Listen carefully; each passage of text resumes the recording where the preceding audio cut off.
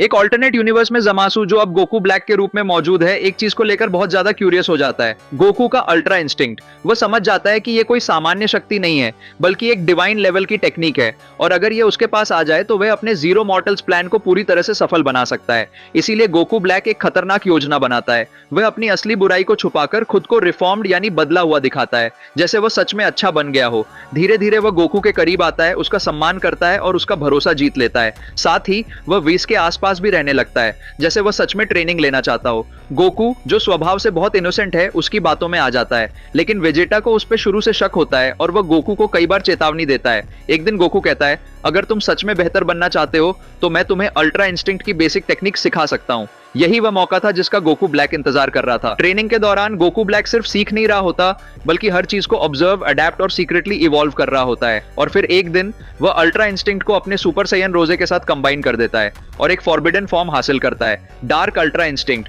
ये फॉर्म इतना खतरनाक होता है कि उसकी एनर्जी पूरे यूनिवर्स को डिस्टॉर्ट करने लगती है। तभी गोकू को सच्चाई का एहसास होता है, ये सब एक योजना थी। गोकू ब्लैक हल्की मुस्कान के साथ कहता है, तुमने मुझे वह दे दिया जो मुझे गॉड्स को चैलेंज करने के लिए चाहिए था।